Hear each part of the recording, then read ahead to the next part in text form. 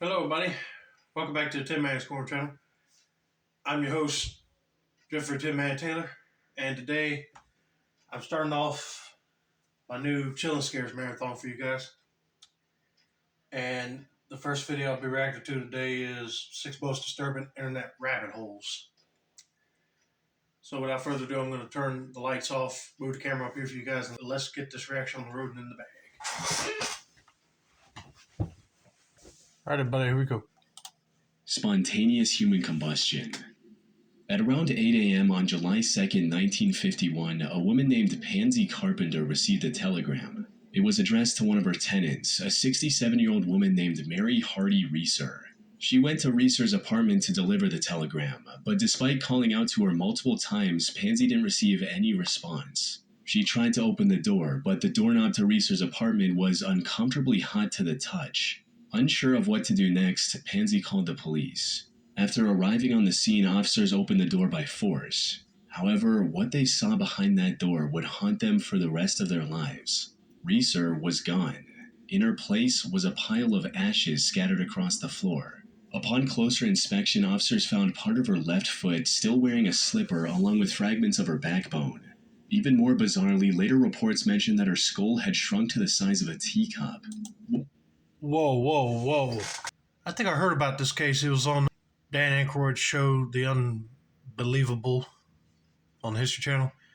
But I just couldn't fathom the idea of somebody able to catch on fire in their own body. I mean, I don't know how that works. That is strange. What made the discovery even stranger was the condition of the apartment. The fire that had consumed Reeser's body was confined to a shockingly small area. The surrounding furniture remained untouched. In his report, St. Petersburg Police Chief J.R. Reichert stated, "We request any information or theories that could explain how a human body could be so destroyed and the fire confined to such a small area and so little damage done to the structure of the building and the furniture in the room not even scorched or damaged by smoke." Reeser's death became one of the most infamous cases of what is now referred to as spontaneous human combustion. This phenomenon describes cases where people seemingly ignite and burn to ashes without any external fuel source, leaving behind only a few remains, like a leg or a hand. A similar thing happened to physician John Irving Bentley in 1966, where the only thing left of him was the lower part of his right leg and the rest was burned to ashes. Later in 1979, another case made headlines. A 51-year-old woman named Beatrice Oski suffered from the same fate on Thanksgiving in a village in Bolingbrook, Illinois.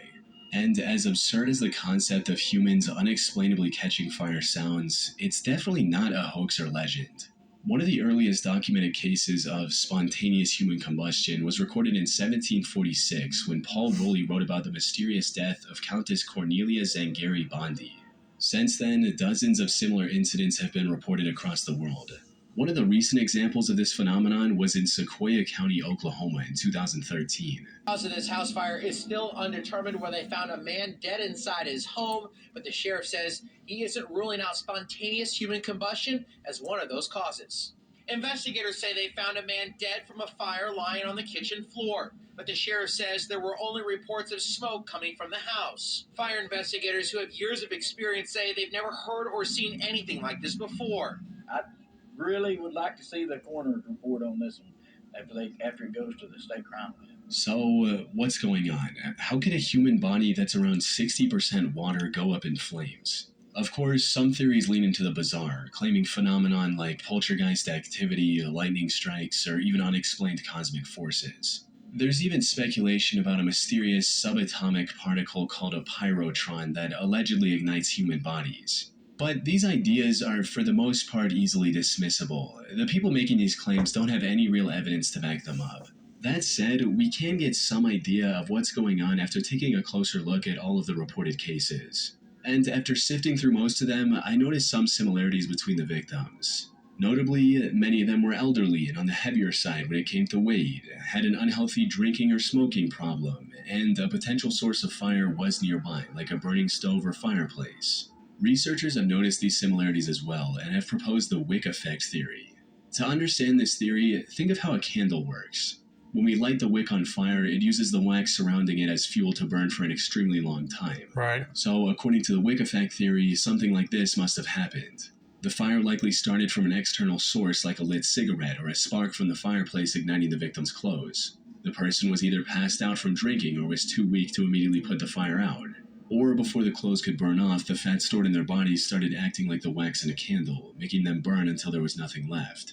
This would also explain the bizarre burning pattern where the torso is completely incinerated and the legs are left behind, since we carry most of our fat content in our abdominal region and very little in our legs. Unfortunately, experiments performed to prove this theory haven't been very successful. For instance, back in 2016, BBC decided to recreate the conditions of the wick effect with a pig carcass. And while its body was completely roasted, it didn't disintegrate into ash like the many cases of human combustion. That's simply because the fire fueled by fat tissue doesn't have the temperature required for what's essentially cremation. Back in 2012, biologist Brian J. Ford tried to explain the high temperature requirements in his 2012 paper titled Solving the Mystery of Spontaneous Human Combustion. According to Brian, factors like alcoholism or low-carb dieting produce acetone in our bodies, which is the same chemical found in paint thinner. Now, acetone is extremely flammable and can easily reach temperatures that would turn a person into nothing but ash. I could see that, but that's a good theory, though. And plus, I could see the whole idea of like somebody being overweight, because if the fire just continuously burns off your clothes, where is it going to go? To your fat, and then it would just incinerate you. Yeah, that is disturbing. Ooh. Brian also created small puppets out of pig meat, coated them with acetone, and lit them on fire. The puppets burned for about 30 minutes and left only the legs intact, just like with the human cases. But if Brian's theory is correct, it still doesn't explain why spontaneous human combustion is so rare.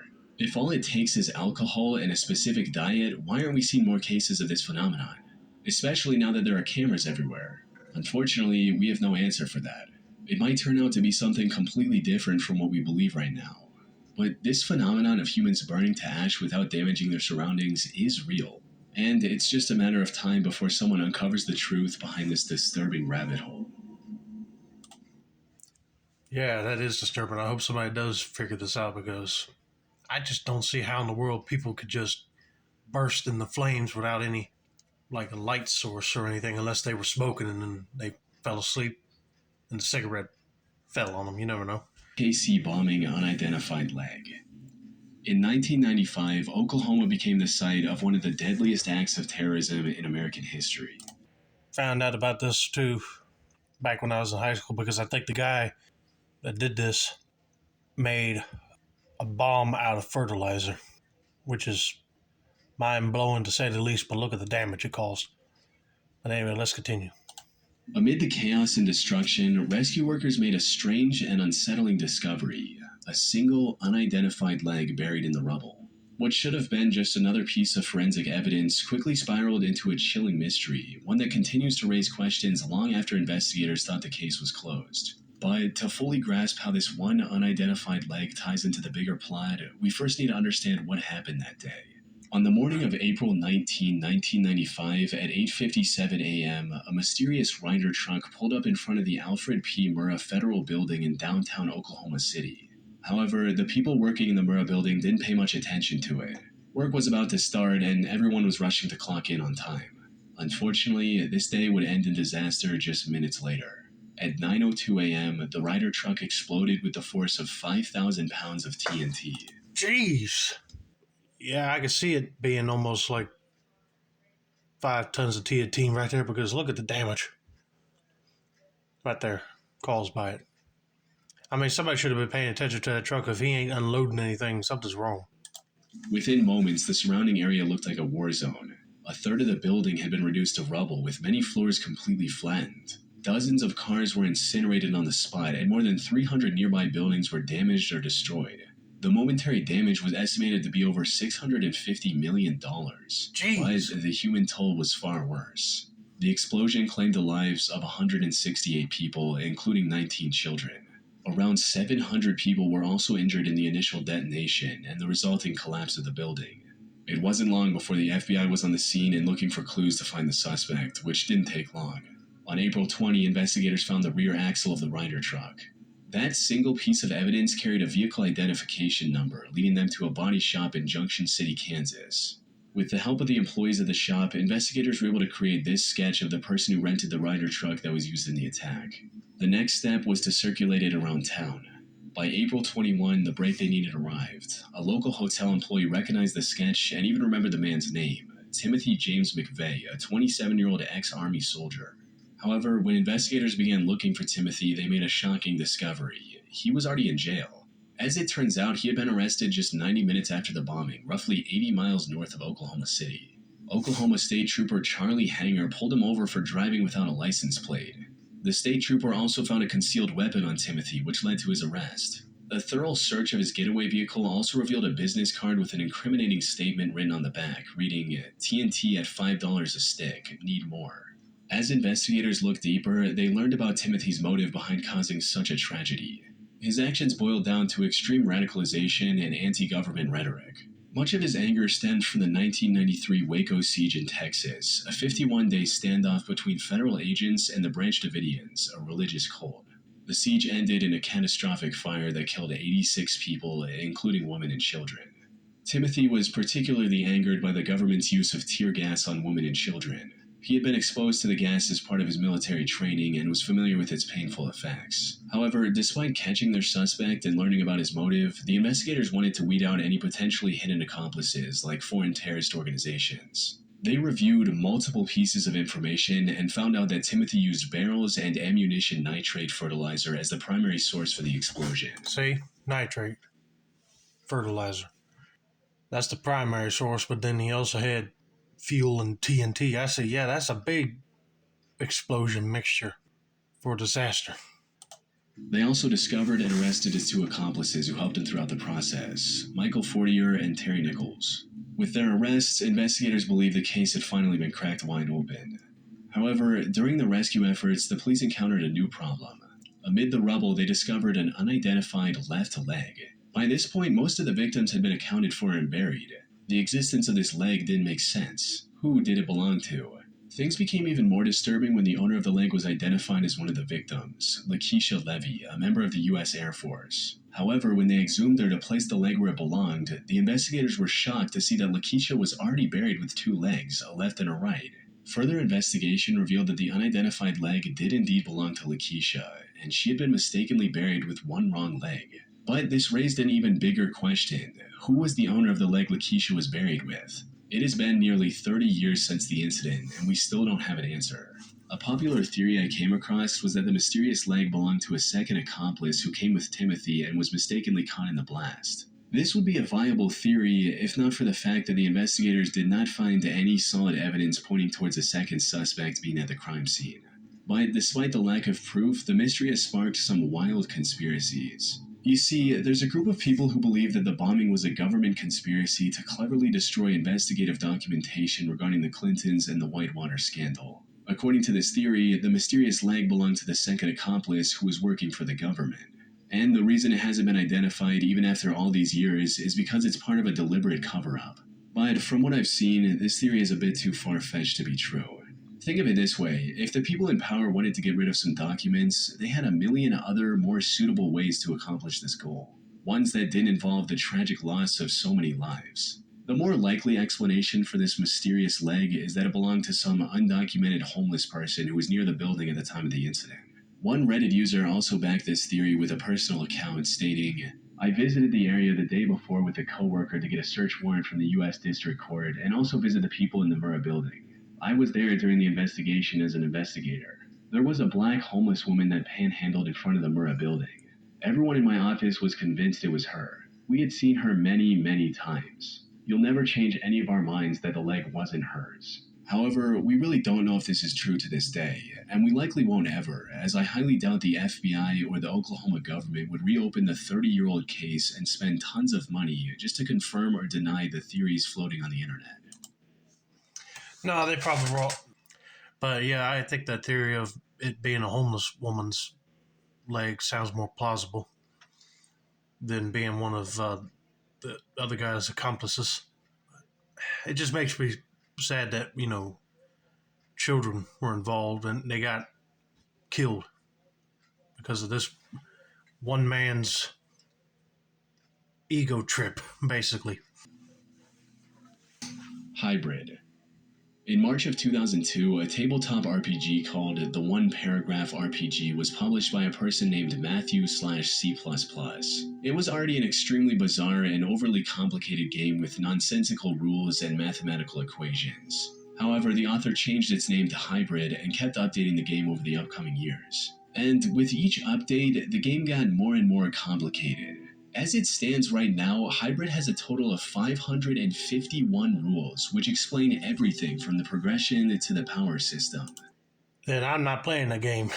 If it's got over 500 rules, I'd be like, well, why did you make this game so complicated? But the truth is, these rules don't really explain anything. Hybrid is a chaotic mishmash of disjointed ideas and concepts that fail to work together, leaving the game completely unplayable. Of course, the large number of rules is a massive deterrent for most people, not to mention the horrendous, headache-inducing color scheme of the website. But even those who actually spend the time to read and decipher these rules have come to the conclusion that the vast majority of Hybrid is utter nonsense. For example, Matthew included countless mathematical equations in the rule set, but solving these equations often requires abbreviations like C2, DP, and LP, none of which are ever defined in the game. Yeah, okay, you lost me. I'm not that very good at math, so I would not be able to figure all this out right here. To make matters worse, some of the equations themselves are entirely made up and don't even adhere to basic mathematical principles. And as if that wasn't enough, the game is also riddled with odd tangents, like movie reviews and a brownie recipe. What? What does movie reviews and a brownie recipe have to do with a game? I mean, that don't make no sense. And also, yeah, I can see why he was saying something about the colors of these pages right here being so mind-inducing, because it's already making my eyes hurt. Let's continue on. I'm getting tired of looking at this one. In case the players got hungry while reading the rules. Now, some people have tried to rationalize Matthew's intent behind creating these pages of utter chaos and nonsense, seeing this as a genuine attempt from someone with zero knowledge of game design. However, given the sheer oddity of this whole thing, that doesn't seem to be the case, which leaves us with only two options to justify the existence of Hybrid. For starters, it's entirely possible that this whole thing is a massive troll. The author knows that 99% of his quote game doesn't make any sense and made it just to confuse people on the internet. Now, this could have been a plausible theory if not for the fact that Matthew kept working on it for years. The website hosting the game was shut down in 2009, but the author came back with a blog in 2016 and has continued the game since. Not even the most dedicated trolls have the time and energy to churn out so much gibberish for so many years. From what I've seen, the more likely option is that Hybrid is the life's work of a madman. Matthew is serious about creating the most complicated tabletop RPG ever. However, he's also suffering from some sort of mental illness, likely schizophrenia, which would explain everything from the random tangents, nonsense rules, and bizarre rants. In fact, the Hybrid RPG poses a striking resemblance to poorly planned comics by someone named Jack Masters, which I discussed in a previous video. Yeah, I remember Jack that. was also suffering from severe schizophrenia and created something just as bizarre as Hybrid. Sadly, given how long it's been going for at this point, I really doubt the author of Hybrid would ever come out and explain his situation and intentions in plain text. Probably not. He's going to keep coming up with these weird numbers and rules. But yeah, if he's having a personality disorder or something, like, he needs to go get mental help. Temple OS. Terrence Andrew Davis was born in 1969 in West Allis, Wisconsin. He had a keen interest in computers from a young age, which resulted in him learning the assembly programming language on a Commodore 64 as a teenager. He later earned both a bachelor's degree in computer engineering and a master's degree in electrical engineering from Arizona State University and began working for Ticketmaster as a programmer. He had a good education, a steady job, and loving parents. Things were looking up for Terry. Unfortunately, by the time he turned 27, he started experiencing regular manic episodes. He was later diagnosed with bipolar disorder and schizophrenia, the latter of which became the driving force behind the project that made him famous, Temple OS. You see, back in 2003, he experienced a self-described revelation. In his words, God spoke to him and asked him to create a temple, which would later take the shape as an operating system. This operating system went through many names, including J Operating System, Sparrow OS, and Lose Those. Terry finally settled on the name Temple OS in 2013 and published his work for the world to see. The most impressive thing about Temple OS is that Terry spent a decade building it from scratch. It featured 119,000 lines of code, and every single one of them is written by Terry himself. That guy's probably got the mind of like Einstein just to do all this, because I will be losing my mind if I have to keep coming up with different codes just for the software to work right. But I'm sorry that this guy's suffering from mental problems as well. Without relying on any existing libraries of code. And for an OS created by a single person, it's chock full of features, including its own programming language called Holy See, and multiple games based around religion. Like After Egypt, which requires the player to travel to a burning bush, which generates randomized text. Terry believed that this text was coded messages from God. However, while his programming skills remained sharp, his ability to grasp the reality around him kept getting weaker by the day. He would often go on incomprehensible rants with an unhealthy dose of slurs. God, I hate Frasier. The CIA glow in the dark. You can see them if you're driving. You just run them over. That's what you do. CIA. He often posted similar rants on his Twitter account as well. However, among the madness, he would sometimes become lucid and say some extremely profound statements. What's reality? I don't know. When my bird was looking at my computer monitor, I thought, that bird has no idea what he's looking at. And yet, what does the bird do? Does he panic? No, he can't really panic. He just does the best he can. Is he able to live in a world where he's so ignorant? Well, he doesn't really have a choice. The bird is okay even though he doesn't understand the world. You're that bird looking at the monitor, and you're thinking to yourself, I can figure this out. Maybe you have some bird ideas. Maybe that's the best you can do. Unfortunately, his mental health took a devastating turn in December 2017. After refusing to take his medication, Terry got into a heated argument with his parents. Well, I'm King Terry, and learned how to purify myself in a horribly impure environment. It's pretty rough living homeless and in a... The confrontation pushed him to leave his home, and he spent the following months living on the streets, homeless and struggling. In September 2018, Terry's life came to a tragic end when he was involved in an accident with a train near an overpass in Portland. However, despite passing away over 6 years ago, Terry still has a dedicated fan base online that's willing to keep his memory alive for decades to come. I'm so sorry that this guy lost his life. I know pushing medicine down his throat probably wouldn't even help him anyway. And instead of his parents arguing with him, maybe they should have consoled him and talked him out of his nonsense. Yeah, that's just sad to hear. Basically, his brain just went from being genius computer programming level to weird, uncontrollable anger level, basically. That's how I would describe it. Chris Burden. Christopher Lee Burden was an American artist who began his work in the early 1970s. However, unlike many artists whose goal is to create something visually pleasing, Chris's art was more about the idea of personal danger as artistic expression, and this was apparent from the get-go. His first known art performance was at the University of California in 1971, where for his final thesis, he locked himself in a locker for 5 days with nothing but a jug of water to drink and an empty jug to relieve himself. His next big art piece was a picture of him with a pistol aiming at an airplane.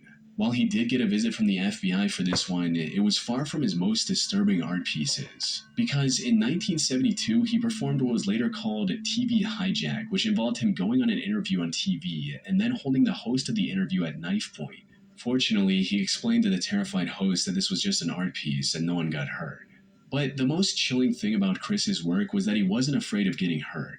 In his 1971 performance called Shoot, he gave his friend a rifle and told him to shoot him in the arm.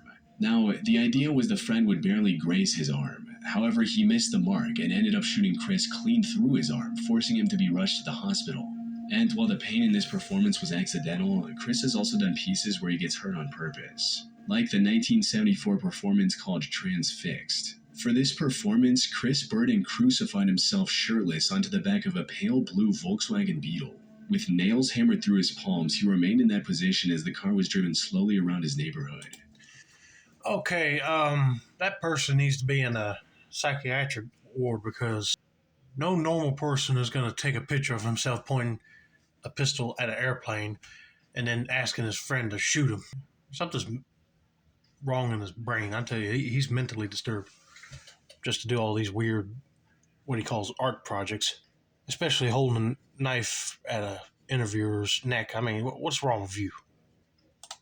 In his later years, he moved on to more traditional sculpture-based art. However, his willingness to put his life on the line for what he considered art is still unmatched. As for the meanings behind his many deeply unsettling performances, experts have yet to reach a consensus. It's unclear if his stunts had some genuine meaning behind them, or if many of them were just to say, look what I can do. But knowing Chris and his work, this is exactly how he'd want his work to be remembered. I'm not willing to put my life on the line for what he calls art like he was doing. Which I'm glad he got out of this type of quote-unquote art and went into sculpting. But really, I can't believe the guy actually crucified himself on a Volkswagen. That would really hurt. The Luna Park Fire. On June 9, 1979, at around 10 p.m., Sydney authorities received a call that would change the lives of many people forever. The ghost train ride at Luna Park was on fire, and dozens of people were stuck inside. The ghost train's signature feature was its dimly lit, winding tunnel, where riders were surrounded by special effects, including an imitation fire. For many inside, the flames ahead looked like a part of the ride, a harmless illusion meant to thrill. But as they would soon learn, this fire wasn't part of the attraction. And by the time they realized the danger, it was too late. People tried to find a way out, but the tunnel was pitch black, and the thick smoke made it impossible to breathe or see. With the ride's mostly wood construction, and with no sprinklers or fire safety in place, the flames just tore through everything. The ones that somehow managed to find the exit barely escaped with their lives. But their horrors didn't end there. 12-year-old survivor Jason Holman described the disturbing sight he witnessed while standing outside the ghost train. He was waiting for his friends to come out from the ride as well, but what he saw instead were empty carriages rolling out of the tunnel completely on fire. This sight was even more haunting for Jenny Godson, who had come to the park with her husband John and two sons Damien and Craig on a family holiday. The family had spent the day enjoying the park's many attractions and had 4 tickets left at the end. The boys, aged 2 and 4, decided to spend these leftover tickets on the ghost train. John went with them on the ride, while Jenny went off to get ice cream for the family. By the time she got back, the fire had already destroyed everything. In the country, I came down here to share a night with my family, and my whole world just sort of fell to pieces. Fire trucks rushed to the scene and spent hours trying to prevent it from spreading further. And while they managed to stop it before the whole park burned to the ground, it was already too late.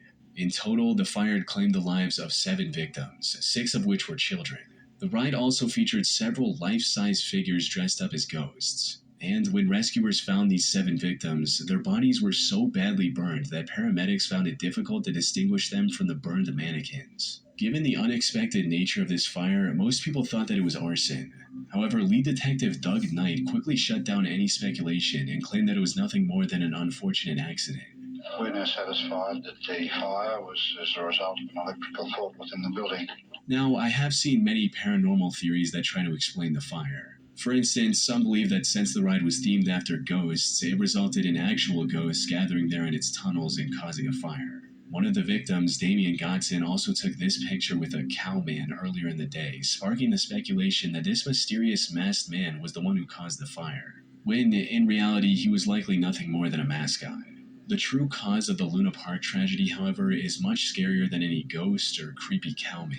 It's human greed. You see, Detective Doug Knight ordered the demolition and cleaning of the site less than 12 hours after the fire was put out. Even if they had absolute proof that it was an accident, this was still highly unusual and extremely suspicious. However, the police stuck by their statement that the fire was caused by an electrical fault in the ride's building.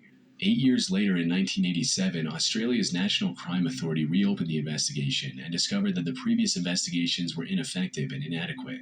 However, despite this revelation, the Luna Park case would remain a mystery for another 34 years. In 2021, journalist Carl Meldrum Hanna investigated the case and uncovered previously hidden evidence, including several key witness statements. According to Carl, the police went to great lengths to hide statements from people who mentioned smelling highly flammable kerosene before the fire broke out.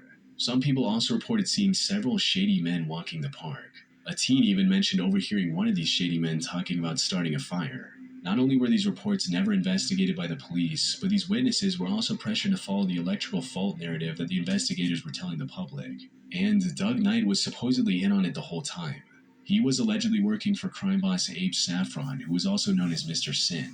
He wanted to own the prime waterfront real estate the park was sitting on. And what better way to drive down its value than by reducing it to ashes? As a result of Carl's findings, the Australian government has now reopened the Luna Park investigation. They've also placed a $1 million reward for anyone with information that could help investigators reach the bottom of this case. Perhaps this will pave the way for a breakthrough, finally delivering justice to those 7 victims after half a century. I hate it had to be a whole daggum corrupt cop investigation on this case. And the fact that a crime boss was trying to buy it out, and by trying to make the value less is to burn part of the property, that is just wrong. But I'm glad that this news reporter lady is now trying to reopen the case just to see who was involved. If there's one thing I hate, it is a cop that's involved with a crime organization, like corrupt, that just wants to keep everything quiet about this incident. But anyway, I hope you guys enjoyed this video. Don't forget to like, subscribe, turn on post notifications for more chill and scares content like this. This has been another successful installment of the Tin Man Score channel. I'm your host, Jeffrey Tin Man Taylor. I said that's a wrap, and have a nice day.